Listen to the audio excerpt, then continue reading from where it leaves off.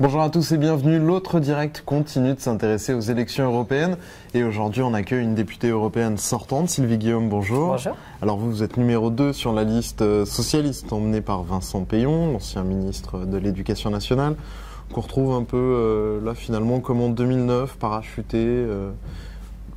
Beaucoup de partis ont envoyé des recasés de la politique nationale sur ces élections. Est-ce que c'est le cas avec Vincent Peillon? Est-ce que ça vous gêne de faire campagne avec lui? Ça ne me gêne absolument pas, j'en suis ravie. Et en plus, il est député sortant. Il a été élu en 2009 dans cette circonscription. Il y retourne volontairement et avec l'idée de défendre concrètement l'Europe, ses positions et nos idées. Comme beaucoup de cadres des grands partis, on le retrouve sur une élection en ayant finalement un bilan de député européen sortant assez famélique. Je pense à lui, à Harlem Désir avant qu'il ne soit ministre, à Jean-Luc Mélenchon, à la famille Le Pen. Tous ces grands noms finalement de la politique française qui vont à Bruxelles ou à Strasbourg pour ne rien y faire, est-ce que c'est une spécificité française? Non, je pense que la spécificité française, c'est d'avoir aussi des élus qui travaillent beaucoup. Et nous avons dans cette circonscription, dans le groupe où je suis, en France, et les représentants de différents partis qui travaillent beaucoup au Parlement européen. C'est mon cas, c'est le cas d'autres députés sortants. Et je trouve qu'il faut aussi valoriser cette forme de travail. Étant entendu que ceux que vous avez cités, je ne peux pas m'engager pour ceux qui ne sont pas de mon groupe, mais ceux qui sont de mon groupe ont eu une activité qui je trouve pas du tout famélique comme vous l'avez indiqué. Quand on travaille sur l'Union pour la Méditerranée, comme ça a été le cas pour Vincent Peillon, qui est quand même l'une des orientations importantes de l'Union européenne, de se tourner vers la rive sud de la Méditerranée, de construire ces liens avec les pays qui nous entourent, je trouve que c'est un bon sujet bien traité et qu'il est nécessaire de remettre en valeur. Vous n'avez pas l'impression parfois quand même que le mandat européen, c'est finalement la 5e roue du carrosse dans le paysage politique français? Vous êtes un peu des parlementaires bis? Non, nous sommes des parlementaires tout court. Nous exerçons un mandat que je trouve passionnant, ouvert sur le monde, qui nourrit intellectuellement et qui répond à des enjeux de quotidienneté. Et pour cela, je trouve qu'il faut le valoriser mieux que cela n'a été ces derniers temps. Concrètement, un député européen, ça sert à quoi, vous, votre travail au quotidien, que les gens comprennent? Parce qu'on dit toujours que l'Europe, c'est très loin. On a la chance de vous avoir là.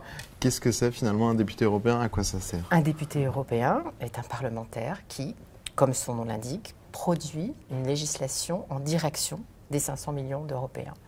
Il le fait évidemment depuis une base électorale qui est sa circonscription nationale, mais il permet de mettre en route des directives, c'est comme ça qu'on appelle les lois européennes, en direction par exemple de la migration, en direction des consommateurs, en direction de l'économie, en direction du soutien aux entreprises. Donc il s'agit d'un travail de législation. En même temps, nous sommes aussi liés à notre circonscription, même si elle est très grande, trop grande probablement, et nous avons un travail de terrain, d'écoute, de réponse auprès de nos concitoyens. Nous sommes des parlementaires à une échelle différente des parlementaires nationaux. Mais globalement, sur les 5 années de votre mandat, en quoi vous avez changé, vous, ou peut-être finalement l'Europe, tout simplement, la vie, enfin nos vies? Quand vous agissez par exemple sur la politique agricole commune, je me décale de mes sujets de prédilection, mais j'aime bien ce sujet parce que je le trouve très concret. Une réforme de la politique agricole commune était nécessaire parce qu'elle avait une tendance lourde d'ailleurs, à arroser là où c'était déjà mouillé, auprès de personnes, d'exploitants qui avaient déjà les moyens de survivre et largement. Donc elle n'était plus régulatrice comme elle devait l'être. Nous avons travaillé dans mon groupe, au Parlement européen, sur une réforme de la politique agricole commune, de manière à ce qu'elle soit plus proche de ceux qui ont réellement besoin d'être soutenus. Et donc nous avons travaillé sur les petits exploitants, les petits éleveurs, qui eux vont bénéficier de mesures qui sont des mesures réellement d'abord européennes et adaptées à leur situation. Donc on a la possibilité de faire survivre des exploitants, des éleveurs, qui ont des petites exploitations et qui ont vraiment besoin d'être soutenus. Quand vous travaillez par exemple sur les fonds sociaux européens, que vous défendez, et nous l'avons fait de façon très musclée, on va dire, dans mon groupe, au Parlement européen, que vous défendez dans le budget européen des fonds sociaux qui vont aider les personnes au chômage, je trouve que nous avons une action du quotidien. Quand nous faisons en sorte d'obtenir une garantie jeunesse, c'est-à-dire 6 milliards d'euros qui vont dans le budget européen là aussi, aider les jeunes gens qui sont en inactivité depuis plusieurs mois, depuis 4 mois, ou qui sont sortis de l'école et qui ne trouvent pas de quoi travailler, qui ne trouvent pas de stage. Ces 6 milliards d'euros, ils vont par exemple aider concrètement les autres collectivités à venir en aide à ces personnes-là. Donc nous par exemple, nous considérons que cette garantie jeunesse n'est pas suffisante, nous voulons la tripler au moins. Mais ce sont des actes concrets dans des domaines très importants, très nets de la vie quotidienne des gens. Vous savez, il faut avoir en tête que plus de 95% du budget européen, qui est donc un budget alimenté par des contributions nationales, je pense qu'il faudrait changer cela, mais 95% de ce budget, qui est donc contribution nationale, revient sur les territoires. J'y viens. Redescend sur les territoires. Donc vont alimenter et vont soutenir des projets du quotidien. Donc ou bien des collectivités locales. Donc c'est très très important. Je remplacerai éventuellement, ou je soutiendrai mieux le budget européen grâce par exemple à une taxe sur les transactions financières qui permettrait effectivement d'être plus ample et de donner adoptée, plus... jamais mis en application. Non, non, elle n'est pas adoptée et c'est très difficile à mettre au point. Mon groupe travaille depuis longtemps sur le sujet, mais je vous rappelle que nous ne sommes pas majoritaires au Parlement européen, ni à la Commission, ni au Conseil, et que il a été privilégié finalement, plutôt que de travailler à 28, de travailler à 11 sur une taxe sur les transactions financières qui soit réellement adaptée et qui avance. C'est aussi ça l'Europe, c'est pouvoir utiliser des créneaux où... certains pays sont plus en avance que d'autres et tirent un peu les autres vers cette idée. Et donc la taxe des transactions financières, ça sera ça. Peut-être qui fait que les Français s'intéressent assez peu à l'Europe pendant une mauvaise vision, c'est qu'il y a peut-être des niveaux de vie beaucoup trop disparates, ce qui peut emmener des abus. On entend par exemple beaucoup parler de ces fameux salariés détachés qui seraient payés pour les anti-Europe. Une misère pour venir travailler en France, voler le travail du Français. Ça, c'est quoi? C'est la réalité ou c'est une mauvaise perception ou c'est que finalement l'Europe est construite d'une telle manière que tout ça finalement peut être crédible? Si l'Europe était idéale, je ne me bagarrerais pas dans cette campagne pour essayer de la changer, de lui faire prendre une autre orientation, une orientation réellement de gauche et une orientation sociale. Donc je critique ce fonctionnement qui pour partie a été mis en œuvre par les tenants libéraux et conservateurs de l'Europe. Sur la directive travailleurs détachés, il faut dire la vérité. Mais c'est une directive libérale ou sociale? C'est une directive qui est trop libérale pour le moment, mais qui a contribué à protéger un certain nombre de salariés. Il est faux de dire, par exemple, que les personnes qui viennent travailler en France ne sont pas payées de la même manière que les travailleurs français. Il y a une distinction qui est les charges sociales, qui sont payées comme dans le pays d'origine. Donc évidemment, ça peut créer, si les entreprises utilisent ou utilisent mal cette directive, ça peut créer des distorsions entre les travailleurs. Nous voulons faire stopper ces distorsions entre les travailleurs qui sont des travailleurs nationaux et les travailleurs qui viennent travailler en France. C'est-à-dire concrètement, on n'aura plus le droit en France de prendre quelqu'un qui vient, je ne sais pas, par exemple de Pologne, un plombier polonais? Si, on pourra, mais on le payera exactement de la même manière avec des charges sociales qui sont exactement similaires. C'est lutter contre le dumping social, vous savez, cette concurrence entre personnes. L'idée, c'est de stopper cette concurrence fiscale d'une part, sociale d'autre part. Est-ce pour l'instant, l'Europe en est encore est trop engoncée dans ces concurrences entre États membres? Il y a finalement trop d'États et pas assez d'Europe? Non, il n'y a pas trop d'États. Je reviens sur ce que vous disiez tout à l'heure. Les États sont trop prégnants. Le pouvoir des États est encore insuffisamment équilibré par rapport au pouvoir des parlementaires, je dirais, dans les institutions, dans la répartition entre les institutions européennes. Mais vous savez, vous disiez tout à l'heure qu'il y avait peut-être trop d'États ou qu'on avait peut-être élargi trop vite. J'ai cru percevoir cela dans vos propos. Moi, ce sur quoi je me base, ce sur quoi je crois qu'il faut qu'on progresse collectivement, c'est sur une harmonisation, et une harmonisation vers le haut. Et nous pensons, dans mon groupe, dans cette campagne, qu'il faut aller vers cette lutte contre le dumping social et cette lutte contre le dumping fiscal qui fait que finalement, on crée d'une part des salariés low cost ou des entreprises qui n'arrivent pas à survivre dans d'autres États. Un autre point qui nous intéresse et qui vous a intéressé pendant tout ce mandat, c'est finalement les thématiques de flux migratoires. Vous avez beaucoup travaillé notamment sur le droit d'asile.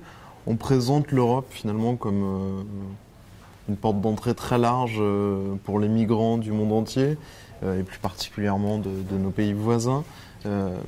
Est-ce que c'est là aussi un argument trop facile pour les anti-Europe ou est-ce que quand même il y a un fond de vérité, comme on peut le voir par exemple avec l'île de Lampedusa qui finalement est la porte d'entrée sur l'Union européenne et une fois que ces gens sont là, après ils peuvent aller où ils veulent? Vous savez, c'est assez curieux avec la question des flux migratoires parce qu'il y a une espèce de double angle. Certains voient l'Europe comme une Europe forteresse, où il est impossible d'entrer, et d'autres la voient exactement comme l'inverse, comme une Europe passoire. À partir du moment où la perception de l'Europe est aussi divergente... Oui, alors ceux qui la voient comme une forteresse, ceux qui sont à l'extérieur et ceux qui la voient comme une passoire, ceux qui sont dedans. Les commentateurs et les politiques, par exemple en France, ont des angles différents par rapport à ça. Ce qui prouve bien une chose, c'est qu'il n'existe pas à l'heure actuelle de politique migratoire construite correctement en Europe. C'est ça la réalité des choses. Il y a des politiques qui existent, par exemple pour les travailleurs saisonniers, il y a des politiques qui existent pour les travailleurs détachés, par exemple aussi. Mais tout cela fonctionne un peu de façon en tuyau d'orgue, sans réelle connexion et sans réelle complémentarité. Moi, ce que je dis vis-à-vis de ça est assez simple finalement, c'est qu'il faut agir d'une part avec les pays d'origine, travailler à ce qu'ils puissent se développer, qu'il y ait une aide, une confrontation et un développement commun qui soit meilleur entre les pays de l'Union européenne et les pays tiers, de manière à éviter des personnes qui migrent parce qu'elles n'ont plus de quoi vivre et qu'elles n'ont plus de quoi faire vivre leur famille. Donc il faut travailler à ce co-développement de manière à avoir des liens qui soient plus efficaces entre les pays tiers et les pays de l'Union européenne. Il faut travailler à l'autre bout de la chaîne aux questions d'intégration parce qu'une fois que les migrants sont là et les migrants en situation régulière ont parfaitement la possibilité de s'intégrer, il faut que nous travaillions à cette intégration et dans l'intervalle, il faut qu'il y ait une solidarité européenne en matière de migration. Les pays... Il y a des pays qui accueillent plus que d'autres. Bien sûr, les pays qui sont aux frontières de l'Europe. Oui, puis il y en a qui ont des politiques un peu plus faciles finalement. Oui, parce que ce sont des politiques nationales. Mais les pays qui sont aux frontières de l'Europe, vous citiez Lampedusa, l'Italie, c'est effectivement le cas de la Grèce, sont des pays qui assument d'une certaine manière les flux migratoires pour le reste de l'Europe qui est plus protégée et qui est moins sujette à des flux importants. Donc il faut qu'il y ait plus de solidarité dans les politiques européennes, entre les États membres. C'est le cas aussi vis-à-vis de la Bulgarie et de la Roumanie, qui sont aussi aux frontières de l'Europe. Oui, avec cette fameuse, les Roms qui sont vus finalement souvent ce sont des comme Européens. des immigrés, mais qui sont des Européens Ce sont des comme vous et moi. Exactement. Ce problème-là, c'est quoi? C'est juste de la pédagogie ou il va quand même falloir essayer de le régler peut-être par des directives? C'est une grande part de pédagogie et c'est une grande part aussi de volonté politique de la part de tous les États membres, qu'il s'agisse des pays membres de l'Union européenne qui sont des pays d'origine des Roms, comme des pays qui sont des pays d'accueil, mais ceux-ci ont moins de responsabilités que les premiers. C'est une question de volonté politique, d'intégration de cette population. Avant de finir, je voulais quand même évoquer le contexte politique qui est plutôt défavorable pour vous, socialistes, avec un gouvernement très impopulaire. On vous prédit un score guère mieux qu'en 2009. Vous avez été une débâcle. Vous aviez fait 14,5% sur votre liste, ce qui vous avait permis, vous, d'aller à Strasbourg. Là, on estime que pour avoir un élu, il faut avoir 6-7 points. A priori, si la fourchette reste la même, vous seriez élu. Mais globalement, ce serait une vraie claque si vous faites encore ce même type de score. Nous savons que cette campagne est difficile, elle s'effectue dans un contexte national qui est compliqué, qui a été plombé par plusieurs années d'exercice du pouvoir de droite. Et je voudrais qu'on se souvienne qu'on prend cette... La gauche n'a pas offert on prend cette situation... n'est pas sorti de la chape de plomb, si on en suit au moins les résultats des municipales et les courbes de popularité. Je termine ma phrase. Parce qu'il ne faut pas oublier que nous prenons la responsabilité de ce pays dans un contexte économique qui est extrêmement défavorable.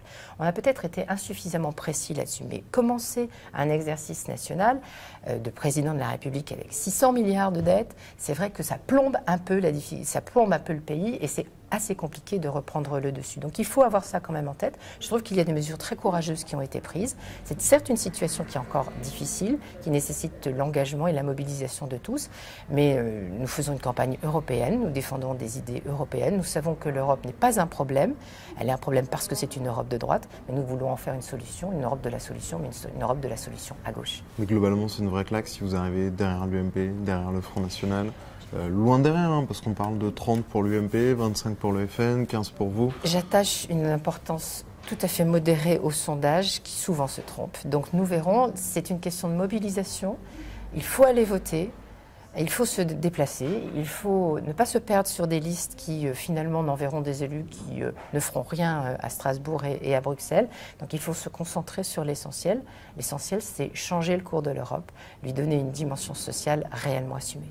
Merci beaucoup Sylvie Guillaume. Et le vote, c'est dimanche 25 mai. Allez-y, n'hésitez pas. Et nous, on se retrouve demain avec un nouveau candidat aux européennes. Merci beaucoup, au revoir.